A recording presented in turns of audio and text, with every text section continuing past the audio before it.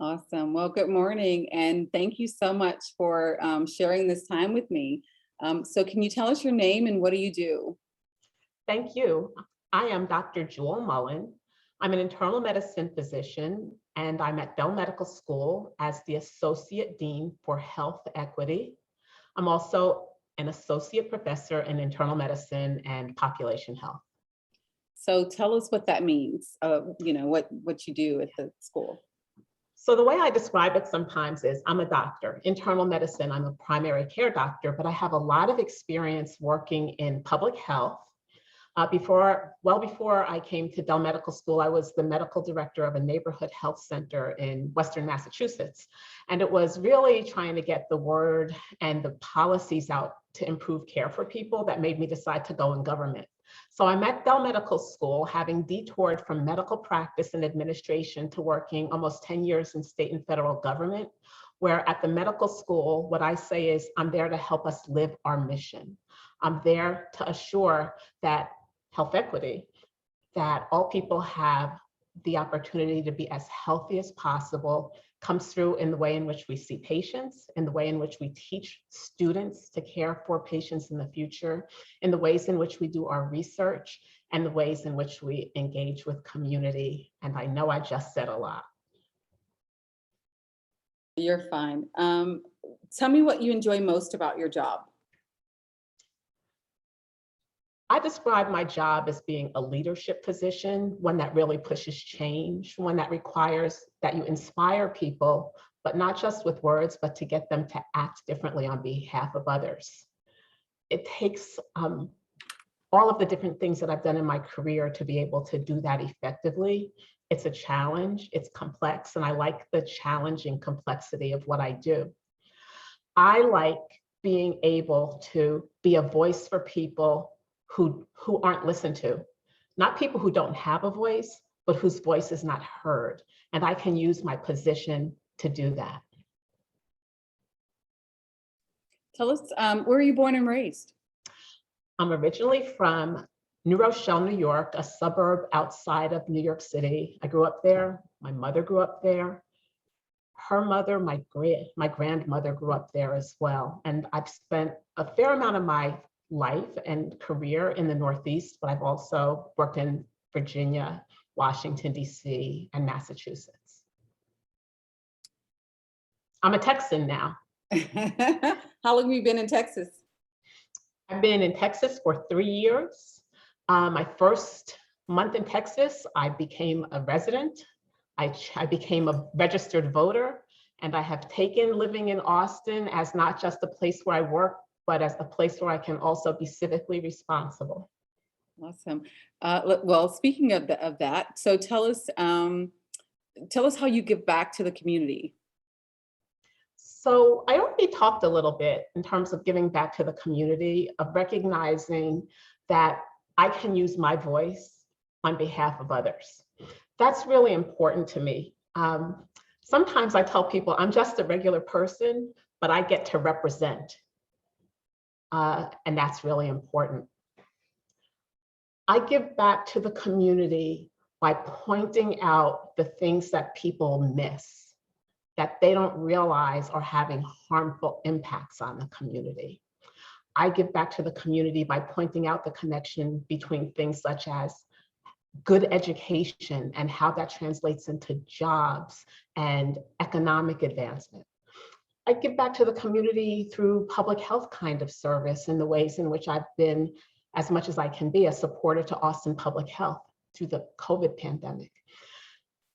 And because my title is health equity, I want to stress that I give back to the community by reminding people that if health equity means that all people should have the opportunity to be as healthy as possible, that really means all people, people with disabilities, people of any age, people in geographic areas that are different, urban versus rural.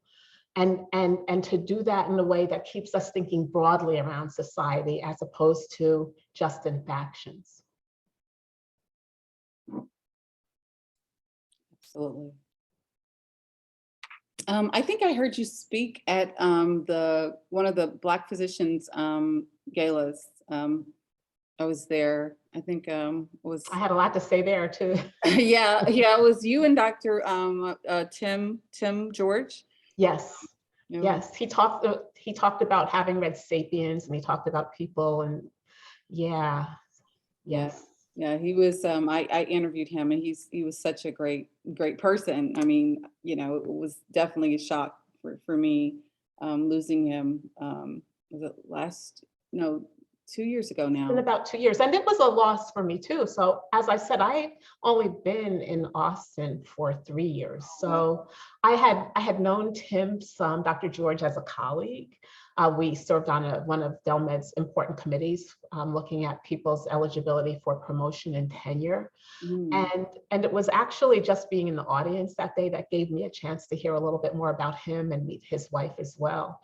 And and I think one of the things that I wanted to recognize, just in your mentioning his name, is the importance of taking the time to notice one another, pay attention to one another, and recognize that leadership and influence don't always come from titles or being out there. yeah. Um, Tim had so many dimensions to him. My mother used to get mad every time I would say, I'm just a regular person. But at the end of the day, if I start thinking of myself as anything other than a regular person, then I've lost touch with people. And Mhm. there was something about him that I think came through that you wouldn't necessarily know the dimensions. And that gets to who's at your core. Mhm. And that's important, I think, as we try to stay together as a community, when there are so many threats to our well-being. Absolutely. Yeah, he was, I remember interviewing him and just the energy, his energy. And, he just, whenever he talked about the kids that that he obviously had to perform, medical Right, procedures on. I mean, he just had such a big heart for them. right. So, I mean, obviously it was hard And for me as well, because he was one of yes, our doctors during the year. So it was extremely hard, when Tina called, and it was hard. it is hard. And I, I have some colleagues that get on my case for this. Yeah, health equity, I'm a broken record. But as a Black woman of a certain proud age, I also, in thinking about history, stop sometimes and get people to think about the life expectancy of Black men. My husband, who's only just turned 72, looked at the AARP newsletter today and said to me, "Oh, I've reached my life expectancy." And I said, "And isn't that a shame, because you're so young, but you're a Black man?" So when you think about somebody like Dr. George and so many others, my brother who just died earlier this year, and so many of us have people who are friends and families who didn't even get to 70, 65. And so thinking about well-being for everyone and what that takes, no matter who you are, insurance, not the kind of job you do, there's still so much progress we need to make. Yeah, I completely agree. I mean, and he was such a healthy person, and so I think that was what the biggest shock of them all, was, I mean, Yes. but anyway, but today it's about you. So Well, you started, I went with there I with you. know, and I'm so sorry, because when I was listening to you talk, and it was coming back, you have that deja vu. And I Right. was thinking, when I went to Tina's gala, and I heard the two of you guys speak, and that's what got me there. So that deja vu. But anyway, so tell me, how did you get into medicine? I was I was a kid that liked science and math. My mother let me experiment. She let me grow mold in the house. I had an ant farm. I grew plants. I loved numbers.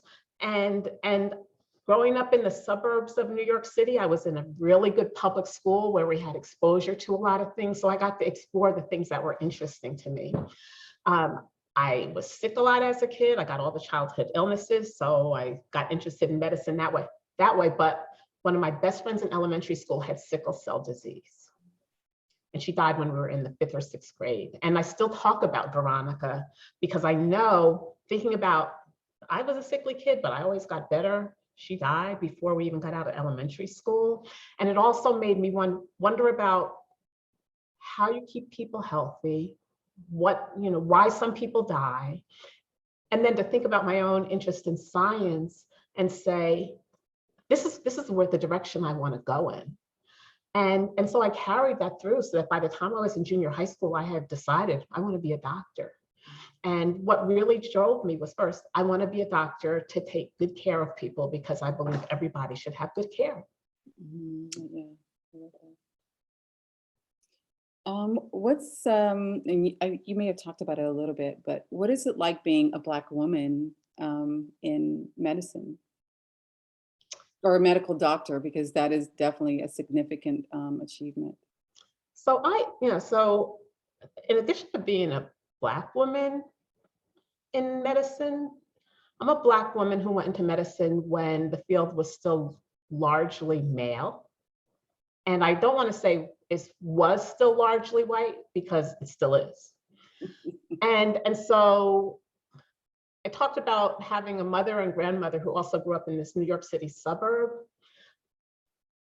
Part of what they gave me, and my father as well, was the notion that we can be anything that we want to be.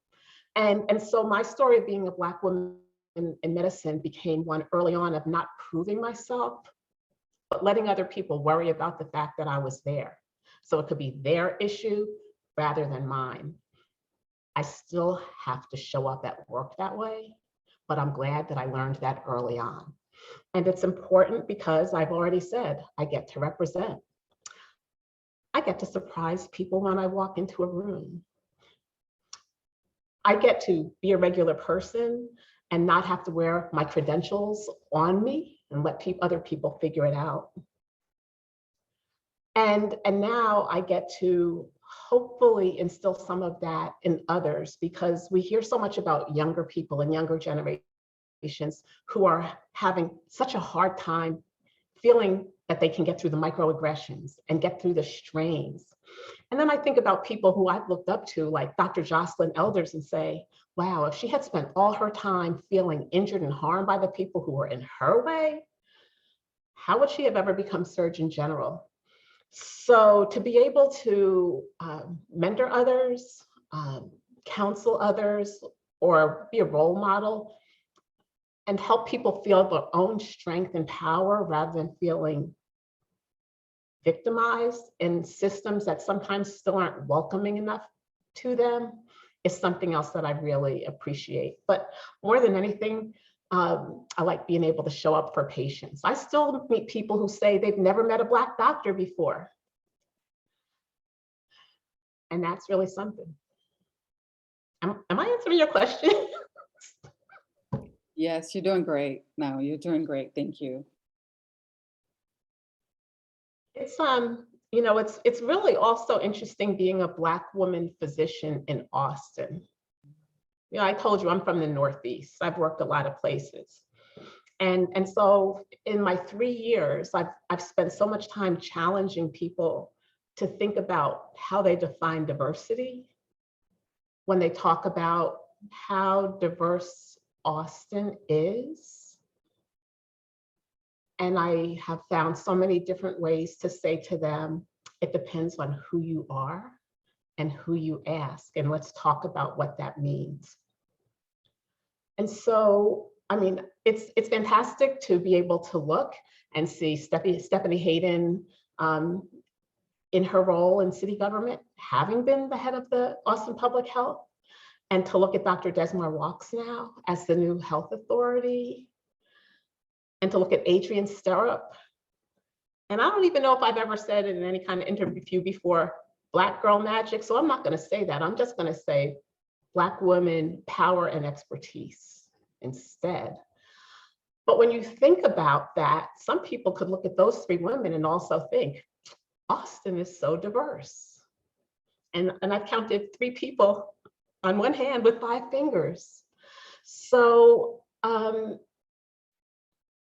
this other part of being here in Austin, Texas, and doing this job and really wanting to represent all people in health equity makes me also have to say equity and equality are not the same thing.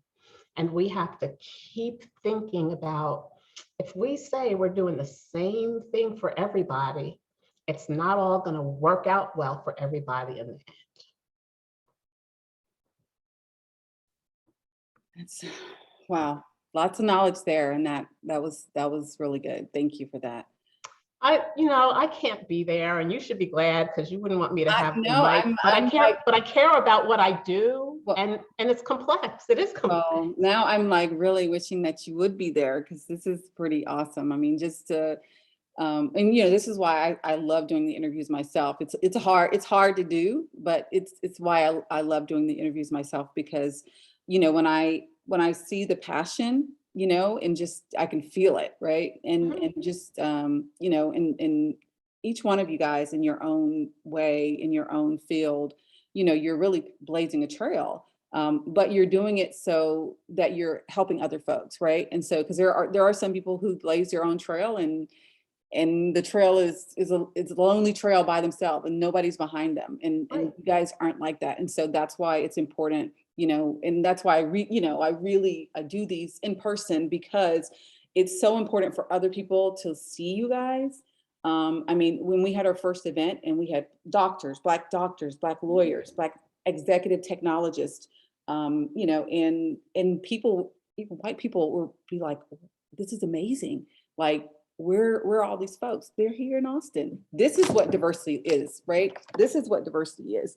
But so even with our community, it's not just one or two Black people, right? Just like you said. You, Mom. So anyway, we could. Well, and another piece of that's been interesting for me in this job is when they were recruiting for this position, I knew that they were looking for somebody to do health equity, and I clarified that they were not looking for somebody to lead the diversity office, because that's different work. That's also really important. And we have, we had a leader, an assistant dean for diversity at the time. And so one of the things that I've offered trainees and people in any profession, not just medicine, is, just as you said, people bring all kinds of expertise and talents. Therefore, there should not only be a few boxes or doors that people open for us and say, that's the box you stay in, or the only door you can walk through, because that's not true diversity either. And I'm very aware that even though you've recognized me among the other really important people, I won't even put myself as really important. A lot of people might not know who I am, because my work has been more focused on the inside of the medical school and partnership with Central Health and Ascension, as opposed to being out in the community. And that's because a lot of work that many organizations, hospitals, schools, you name it, they have an outwardly facing effort, but don't change on the inside. Yeah. And so what I say is, I'm doing the work on the inside to make us better in the way in which we do things on the outside. And that's the transformation. And that's where being at some other kinds of tables is not where we always get to be. But it doesn't mean it makes it any easier either. What life lessons have you learned? Don't take yourself too seriously. Have a sense of humor. Give people grace. Even though you might think you know where somebody's coming from, you don't always know for sure. And so giving people grace and cutting them some slack are really two different things. So you can figure out where you might want to cut somebody some slack. I tell people I have a sense of humor, but I don't play. And it's important to be able to not turn people off, but also know what your non-negotiables are, personally and professionally. And that's been something that I've carried through my entire career. And then I'm going to go back to, am I just a regular person? Well, my mother always said, you don't see yourself the way others see you necessarily. And that's so important because you might think you're great and other people might not, or vice versa. And so one of the things that I try to instill in younger people when they say, I want to be like you, or I want to be somebody's role model, is you already are. You don't know that there's already somebody looking up at you. And it doesn't have to be because of the title or the position. It's because of what you do and how you carry yourselves. You're inspiring someone.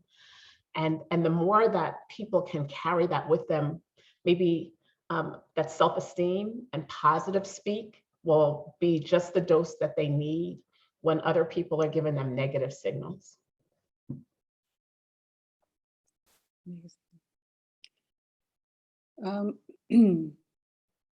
So these are some questions that I actually took from this guy named Tim Ferriss, and he's got some pretty interesting ones.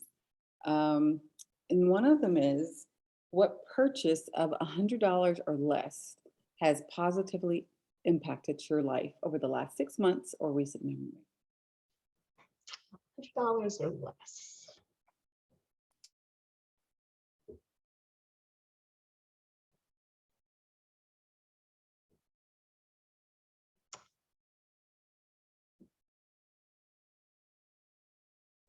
I bought some stretchy bands, workout. And yeah, I'm a jock.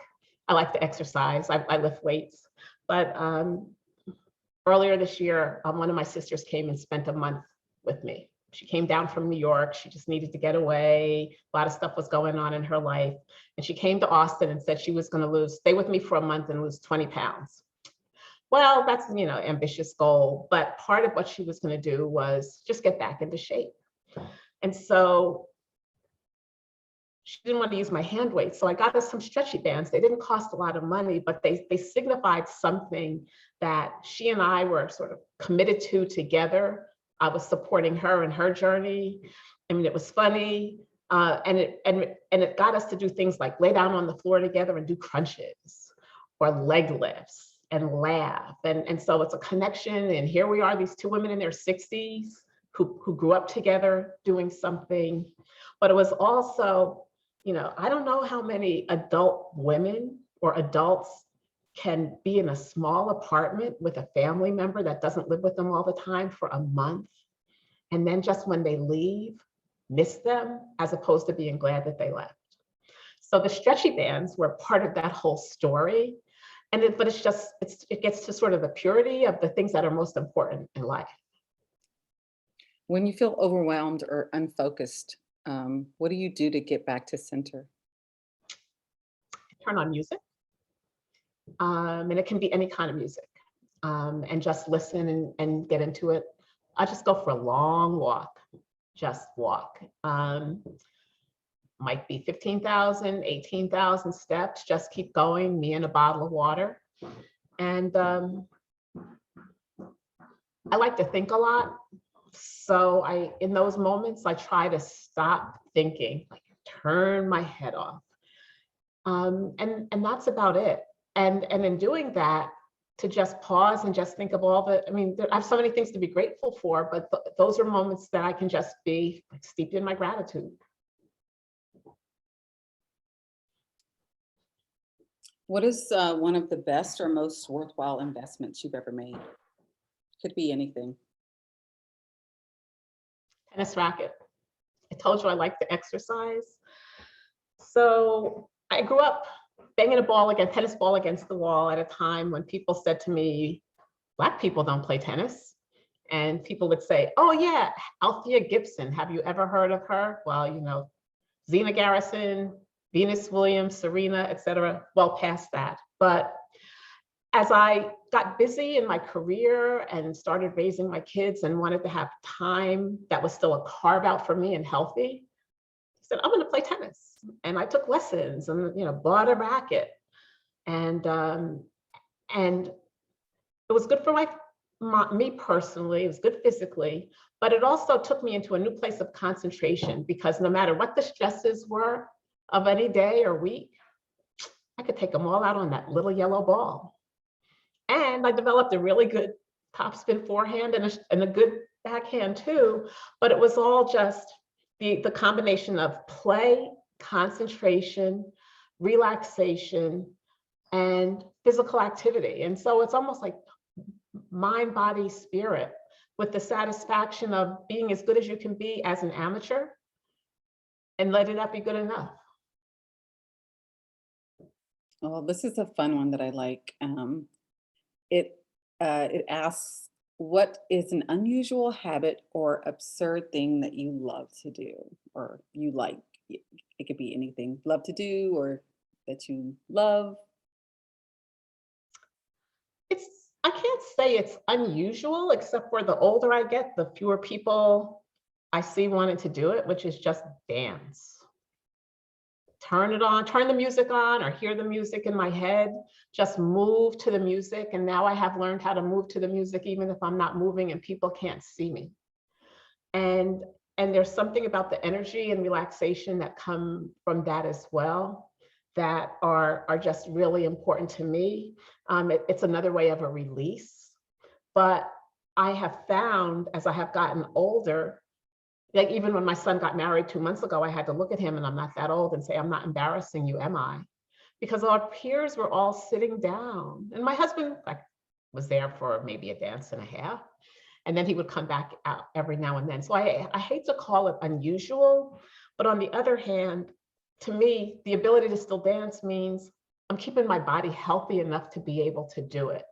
And I'm very, very about healthy aging. And it's something that I think the more of us who can figure out how we're moving and still able to, without pain and regret, the better. In the last 5 years or so, what have you become better at saying no to?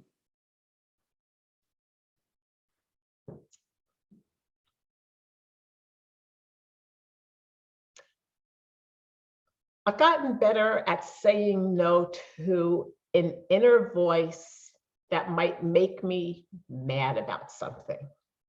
It's an inner voice. It's about letting go, about reacting less quickly. When you have demanding work, demanding life, and you're trying to do things where it seems that circumstance or people get in the way, it's easy to react to that in the way that you feel like you're being a victim or that you're being pushed. And so that saying no to that inner response to act, do, or say too quickly, to just pause rather than act, pause in my thinking before drawing a conclusion, has been really important because it helps you go through life in a much easier way. So many of us care about things that we feel like we're fighting for, but it's very hard to fight your way through life. So when things are really clear that you need to do a fight, flight, react, it's one thing, but otherwise, to know how to say no to a quick reaction eases the tension in what you have to go through every day.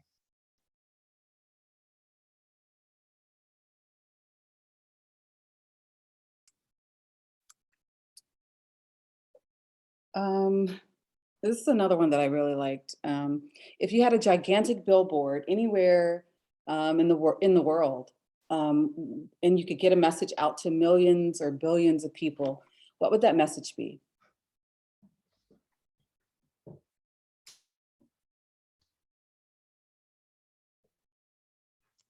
Think about the world bigger than you. You know, I think about that now in terms, we're so focused on the strains and challenges that we have in our own person, our own families, our own communities. And for as hard as things are for so many people, even in Texas, in the United States, we're still so much better off than so much of the world. And thinking about the world bigger than us can get us to think about the environment. It can get us to think about not wasting COVID vaccine and sending it to places where some people can't get any at all. To think about how unfair life is for so many people. And so to just really be able to look outside oneself is so important. And I worry sometimes that not only are we missing that in our own circles and families, but we certainly are going outward and away from one another rather than coming in the world. How has failure, did we ask that one? How has failure or an apparent a failure or challenge set you up for later success in life? Um, there's been a part of me, since I am so aspirational and have really not planned out my career, but pursued things that I thought I could do something about, which is to know that there's a learning opportunity in everything. And to have to accept patiently that it might not be obvious what it is. It may never be obvious, but everything shapes who you are. And it gives you more of a chance to grow. And so the other side of that, though, is if you look back, you can also appreciate how you've learned how to do things better over time, and maybe understand that your idea wasn't a bad one, but your execution wasn't the best, or the timing wasn't the best. So to really be thoughtful about it and to own it, and to, even if you say, well, not to just say it wasn't my fault or to put it on someone else, but to keep that much broader perspective on it. In the last few years or so, what have you become better? Oh, I think we said that. That's not the one I want to ask you. We've said that one. This one is in the last few years, what new belief, behavior, or habit has most improved your life?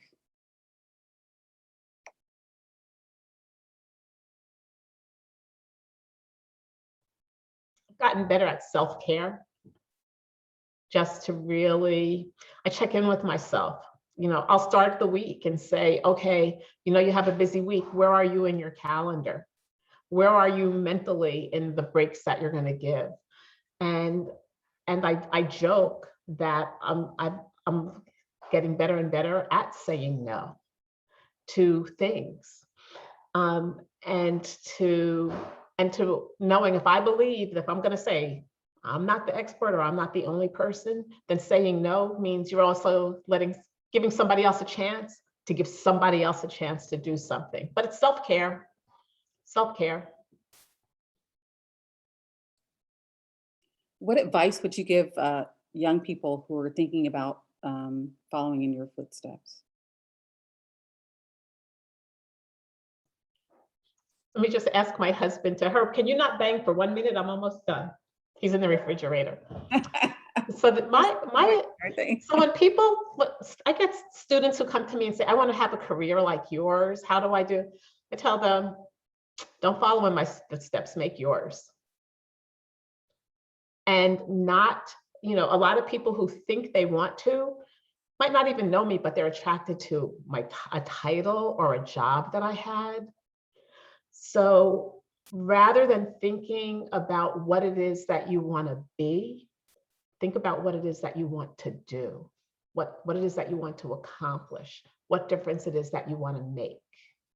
Because if you think you can only do that on a certain path, in certain footsteps, or through a certain role, you're going to miss the other ways in which you can still make a big difference.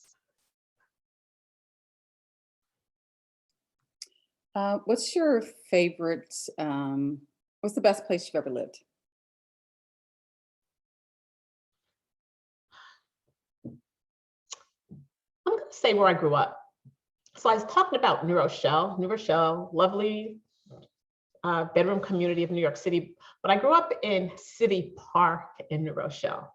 City Park is New Rochelle's version of public housing. And I put it as New Rochelle's version because when I tell people I grew up in the projects, they say, there are no projects in New Rochelle, but it was public, low middle income housing built in the late 40s that we grew up in the 50s, 60s in New Rochelle, in a town that was diverse, 12 point something percent Black, even back then, almost double the Black population of Austin, even now, or maybe a third of what it used to be, with excellent public schools, with neighbors who were disabled World War II veterans, who were lower class Irish and Italian people that helped me see early on that low income or underserved or poor didn't have a race or ethnicity associated with it.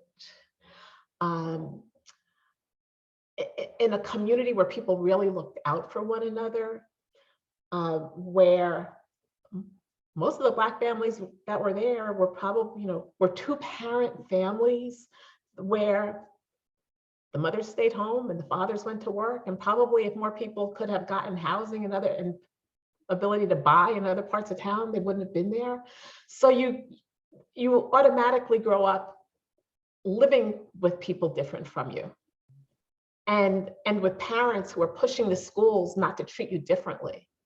My school got more integrated because they closed a Black school, a Black segregated school in another part of town, and bussed most of the Black and brown kids in. We had a school desegregation case in the 60s that went all the way to the Supreme Court. We were a town that more Jewish people moved to because there was more religious tolerance than there was in some of the other surrounding communities. So all of that has informed why, when I talk about all people, I've seen discrimination and poverty from many different sides. I've seen how people who were US born Blacks discriminated against Black people from the Caribbean when they moved into our town. That we ought not fool ourselves that there's also not discrimination inside of our own communities. And so if you can take all that into helping you formulate your own perspectives on life and people and what it takes to really see a society beyond you, then those are the lessons of where I grew up. Who's your favorite person?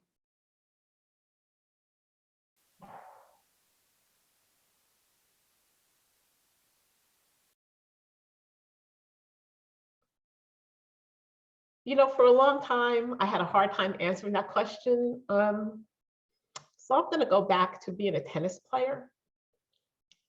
For a long time, I used to answer it Martina Navratilova, even though I have a picture of Barbara Jordan hanging when you enter my apartment because of everything that Barbara Jordan has represented nationally and locally. But when I think about the ways in which I've described my upbringing as one of the only girls going into a field that was more traditionally male. Two, you see me, I have short hair again. You didn't know me when my locks were going all the way down my back. To have cut my hair at a time when people questioned my sexuality because I cut my hair short. To be a jock, to stand for oneself and to stand for others.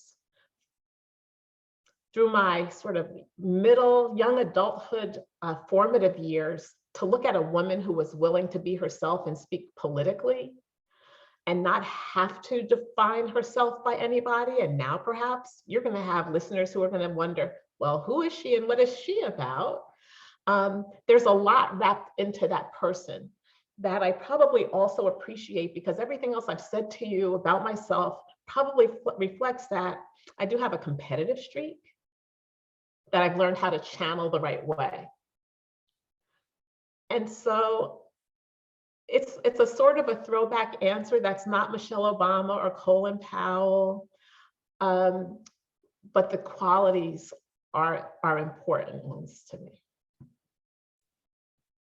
What do you see as your place or your purpose in life?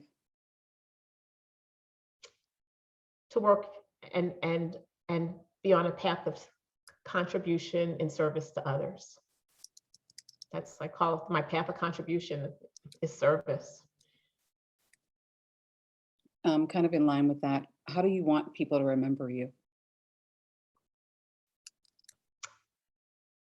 That I was basically an authentic, well-intended person who, with high expectations for herself and for others.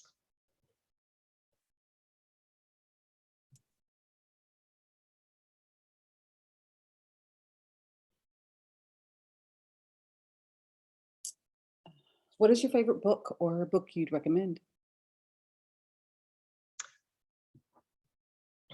Even though it's not as much in favor now, I still have always appreciated To Kill a Mockingbird for the many layers that of stories that it has told to get us to think about people, family, inequity, the unjust justice system, and possibility.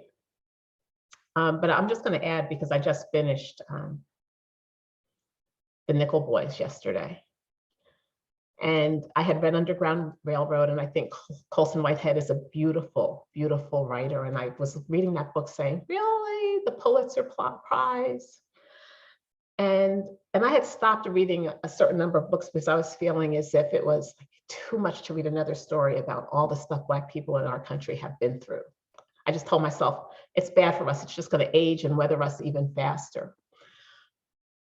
But there's something about that book, which, and maybe it's also a part of To Kill a Mockingbird, stories that tell you a bit of history, that's another side that you don't see, are really important, because it gets back to, once again, representing on behalf of others. And that book did that.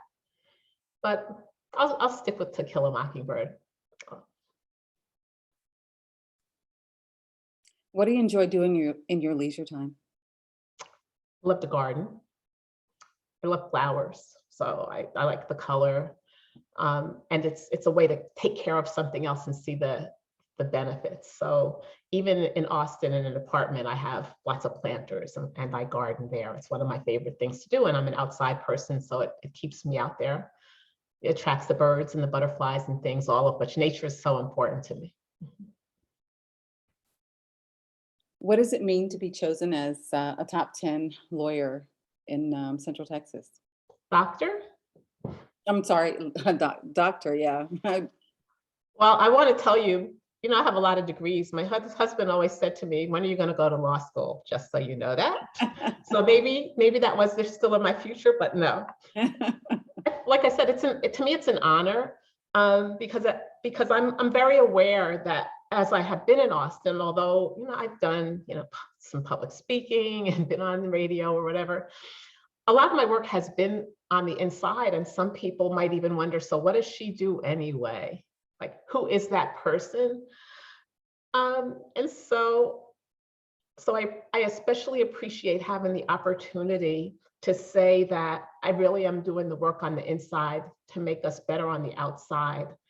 And the pride that I have in my work and the importance of everything that we stand for equity, means that I haven't wanted to do it in a way that I've needed to be visible, because I've also never wanted to be like a poster child for anyone or a symbol. And so to have a moment to appreciate that, even as I'm trying to advance health from the inside, the implementation really relies on the leadership of so many of the other sectors that you're representing with your honors, is really important, because collective impact can be when people really come together, but when everybody is just making their own contribution from wherever they sit is important as well.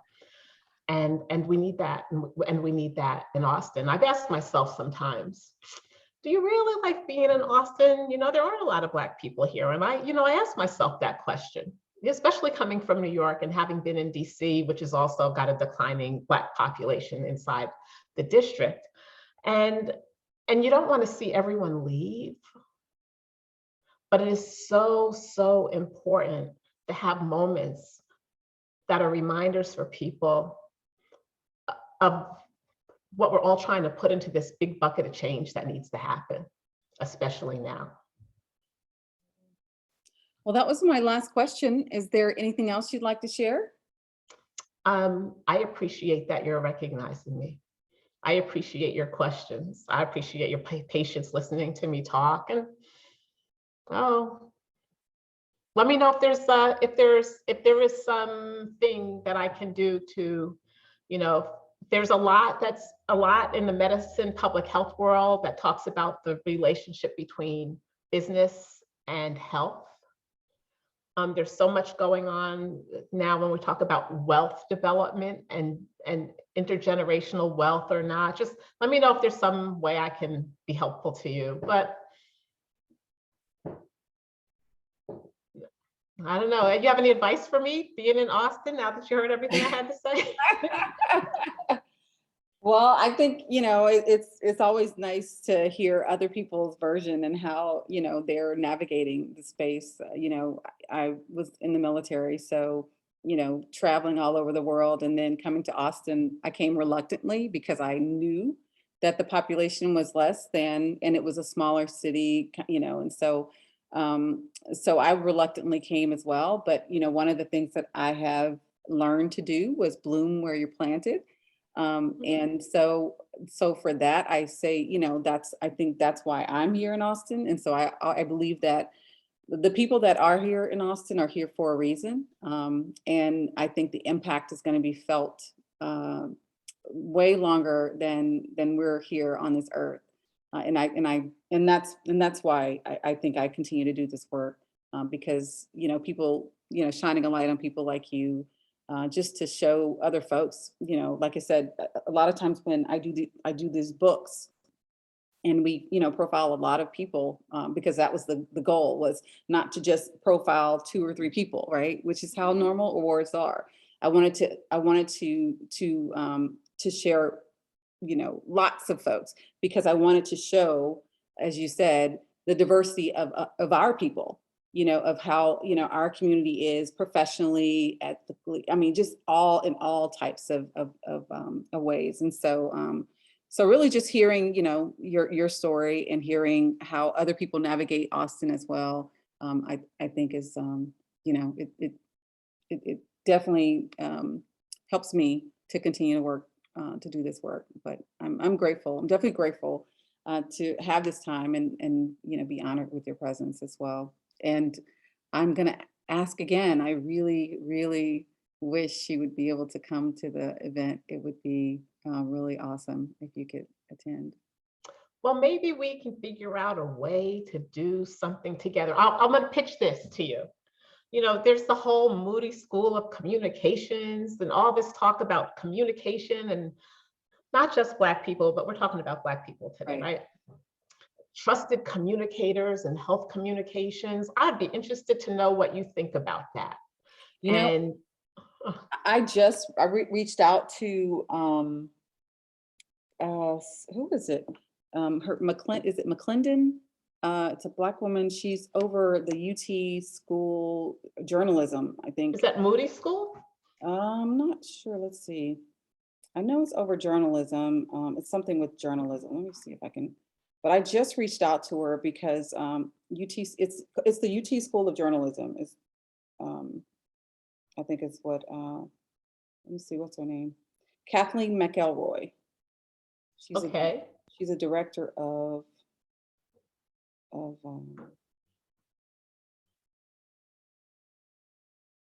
it just says the School of Journalism, but I reached out to her because I saw that Community Impact was they are working to bring more diversity to their paper. And I reached out to her to let her know, because I said, well, I would love for your students, to be, just kind of get some type of experience working with Black media, because I think, our place in society is, obviously is important as well.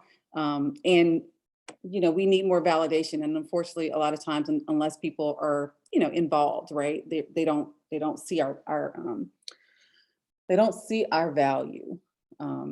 you know, and you know, we could talk a lot about communication, just because, I mean, a lot of the old newspapers, the Black newspapers, they don't want to change, and they stay true to the old school, and they're gonna die that way, you know, unfortunately. But you know, it's so important to do things different, you know, and to change, you know, certain things. But yeah. I love communication. I mean, you know, PR marketing is what I did in the military. And so yeah, so I'm reaching out. So of course, I don't know the Moody School. So yeah, I would love an introduction to chat more and talk to more about that piece. But I think, yeah, I think it's important. Okay, so I'm going to follow up with you, and I'll talk to Adria about that too. Have you met her? Or No. just like, okay, so Adria is the one Black person on the Delmed communications team. Okay, no. But I'll talk to her, and then we'll figure out a good. For sure, for sure. Yeah.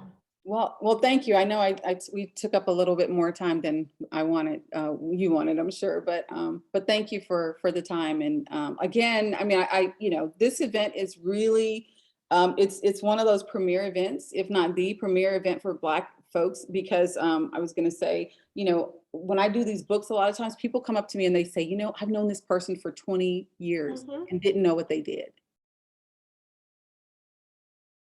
Yep. Because you know the person, and you know, maybe sometimes they Right. don't understand what it is that you do, you know, like you said, you know, oh, I know she's a doctor, but I don't really know what she does, you know. Yeah. And so this really does allow folks to kind of see you guys a little bit as humans and not superheroes as much. No, just regular people. So, Well, I look forward to meeting you in person too. same here, same here. All right, Okay. well, we'll talk soon. Thank you Thanks. so much. Okay. All right, bye-bye. All right, take care, bye-bye.